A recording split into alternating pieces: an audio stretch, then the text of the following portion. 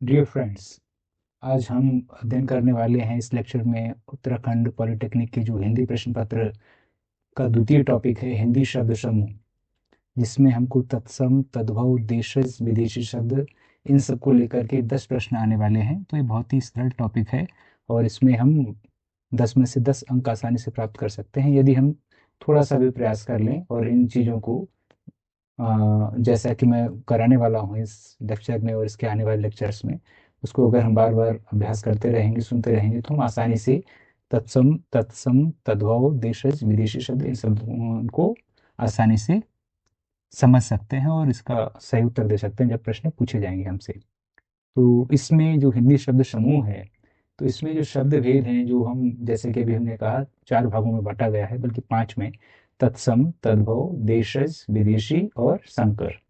तो इसमें एक एक को देख लेते हैं। जो तत्सम शब्द है वो उसका जैसे कि नाम है तत्सम, 2 शब्दों से मिलकर बना है। तत् धन सम मतलब उसके समान, उसके समान।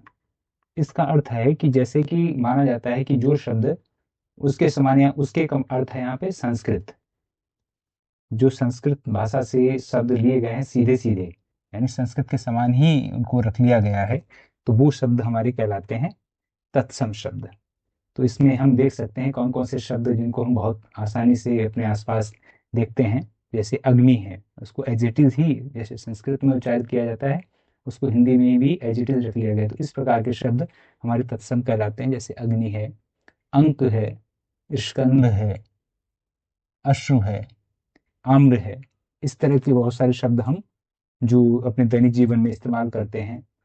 और अष्ट है, जितनी भी संख्याओं के संदर्भ में हम पढ़ते हैं, ये सारे शब्द हमारे संस्कृत निष्ठ हैं और मूल रूप से रखे गए हैं ऐसे ही। तो ये सारे शब्द हमारे कहलाते हैं तत्सम शब्द। तो इन चीजों को, इसको लेके आगे हम डिटेल में पढ़ने वाले हैं। ये केवल परिभाषा के रूप में कि जो शब्द संस्कृत से मूल रूप में ही जैसे संस्कृत में थे उसी रूप में इनको स्वीकार कर लिया गया हिंदी में, तो वैसे शब्द हमारे कहलाते हैं तत्सम। अगला है हमारा तद्भव। जो शब्द हमारे संस्कृत से तो लिए गए, लेकिन वो जब धीरे धीरे बोलचाल के शब्दों में आते हुए उनका रूप बदल गया।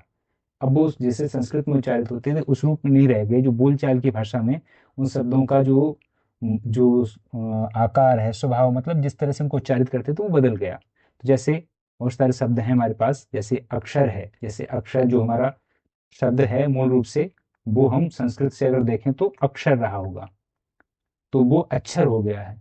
अब कड़वा, जिसे हम कहते हैं कड़वा, तो कड़वा हो गया, काष्ठ का काठ हो गया।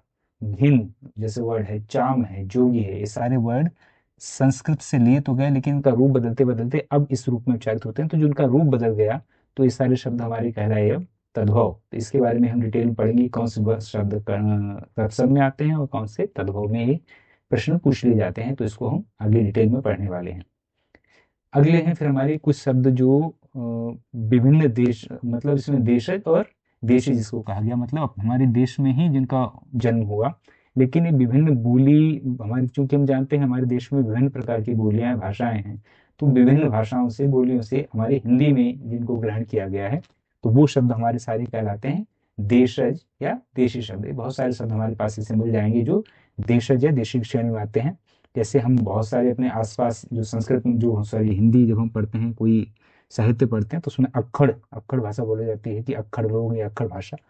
अंट संट जो हम शब्द बहुत ज्यादा इस्तेमाल भी करते हैं, ऊट पटांग है, किल बिलाना है, कुल बुलाना भी कह सकते हैं, गूदड़ी, झक्की, यानी कई बार कहते हैं कि झक्की किस्म का इंसान है, तो झक्की वर्ड है। हेकड़ी, अचकचाना, अल्लम गल्लम, एल्लम गुल्लम भी कहते हैं इसको, ओझल, अचानक, अटपटा, इठलाना, ओखला, खोखला, सॉरी खोखला, अलवेला, उमंग, कनकना, खद्दर, कौंधना, कचोटना, कराहना, खूसट, खूंटी, खर्राटा, खटपट, खचाखच, गिड़गिड़ाना, गल्प, गल्प यानी गप जिसे कहते हैं, विज्ञान गल्प भी आपने सुना होगा, कई जगह लिखा हुआ, जिसको साहित्य की पत्रिकाओं में आता है, विज्ञान की पत्रिकाओं में। गली, गिरगिट, गेंदा, गुपचुप, गोंद, घेंघा, घमंड, घोंसला, घुमड़ना। तो ये सारे शब्द हमारे थे जिनको हमने देशज या देसी कह सकते हैं। और ये सारी हमारी जो समाज से ही हमारे देश में ही ये उत्पन्न हुए, और हमारी हिंदी ने इनको, हमारी हिंदी की शब्दावली में इसको स्वीकार कर लिया गया इस रूप में। इसके बाद हमारे आते हैं जो शब्द विदेशज हैं या विदेशी हैं, जिनको विभिन्न देशों से, क्योंकि हमारे देश में बहुत समय से पहले व्यापार के संदर्भ में लोग आए थे, बाद में यहाँ शासन भी उन लोगों ने किया, तो विदेशी लोग, तो उनकी भाषाएं भी हमारी हिंदी में कहीं ना कहीं जुड़ गई। तो बहुत सारे शब्द हैं जो विभिन्न देशों से हमारी हिंदी में समाहित हो गए, और हमें पता ही नहीं लगता कि वो हमारे कहीं अपने ही हैं या बाहर से आए, इस तरह से घुल मिल चुके हैं वो। तो अंग्रेजी शब्द जैसे इसमें सबसे पहले तो अंग्रेजी सबसे लंबे समय तक हमारे देश में रहे। पुर्तगाली है, फ्रांसीसी है, अरबी है, फारसी हैं, तुर्की हैं, जापानीज हैं, जापानी, चीनी, डच, रूसी। तो इस तरह से विभिन्न जो देशों से जो लोग आए होंगे यहाँ पे, और उनकी भाषाएं हमारे यहाँ पहुंची, और धीरे धीरे हमारी हिंदी से इनका जुड़ा हुआ, और हिंदी में आज इनके बहुत सारे शब्द हैं। तो एक एक करके हम देखेंगे इसमें, जो जितने मैंने अभी नाम गिनाए इन देशों से, तो एक एक करके देखेंगे तो पता लगेगा कि हम कितने सारे शब्द हमारी हिंदी में समाहित हो चुके हैं। सबसे पहले हम अगर देखना चाहें तो अंग्रेजी में, तो अंग्रेजी में चूंकि अंग्रेजी बहुत लंबे समय से रहे, और हमारे यहाँ जो हमारी सेकेंड भाषा बहुत सारे प्रदेशों में है वो अंग्रेजी है, मातृभाषा के अलावा, हिंदी के अलावा, और तीसरी भाषा कह सकते हैं। तो जैसे अंटार्कटिक है, अंटार्कटिक महासागर, और जो हमारा महाद्वीप है, बल्कि कहिए अंटार्कटिक महाद्वीप है, तो अंटार्कटिक वर्ड भी हिंदी में एज इट इज ले लिया गया है। एस्ट्रोक्रेट है, अगस्त है, जितने भी हमारे महीनों के नाम हैं एज इट इज वो सब लिए गए हैं, तो सारे अंग्रेजी के मूल रूप से हैं। तो अप है, अपील है, अक्टूबर है, अप्रैल है, ऑफिसर है, ऑफिस है, इकोनॉमिक है, इंच है, इंजन है, इंजेक्शन है, इंजीनियर है, इनकम है, टैक्स है, इंक्रीमेंट है, इकोलॉजी है, कर्नल है, कांग्रेस है, कार्ड है, कॉपी है, कार है, कॉलर है, कॉलेज है, coat, calendar, class, cricket, cream, coat, fees, police, boat, school, pen, doctor, nurse, toffee, taxi, trolley, turn, teacher, tempo, table, park, platform, mobile, रसीद। तो इतने सारे शब्द हमारे अंग्रेजी के हैं जो हमारी हमारी हिंदी में जिनको स्वीकार किया गया है इस रूप में ही। तो इसके अलावा हमारे पास जो अगली जिसके बारे में बात करनी है वो है पुर्तगाली। तो पुर्तगाली के भी बहुत सारे शब्द हैं जो हमारी हिंदी में, हमारी हिंदी साहित्य में, हिंदी शब्दावली में बहुतायत से यूज होते हैं।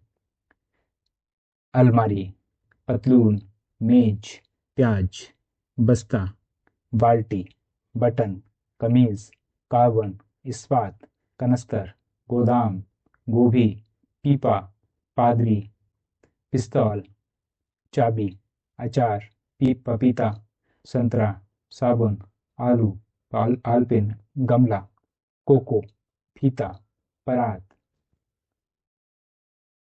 तौलिया। तो इतने सारे शब्द हमारे लिए गए हैं पुर्तगाली भाषा से। इसके अलावा जो हमारे फ्रांसीसी, जो फ्रांस देश से जो शब्द हमारे यहाँ लिए गए हैं, तो उनमें भी हमारे पास बहुत सारे हैं, जैसे कि मेनू है, काजू है, कारतूस, मेयर, अंग्रेज, कूपन, सूप। इतने सारे शब्द हमारे लिए गए हैं फ्रांसीसी से। तो अभी हम अगली कक्षा में, अगली लेक्चर में बात करने वाले हैं, उसमें हमारे पास बचे हैं अरबी, फारसी, तुर्की, जापानी, चीनी, डच और रूसी।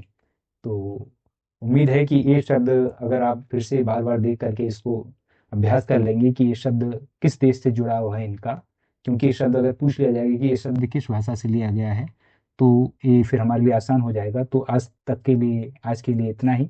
बाकी हम अगली क्लास में फिर से जो हमारे बचे हुए विदेशी शब्द हैं उनके बारे में पढ़ेंगे। Thank you so much.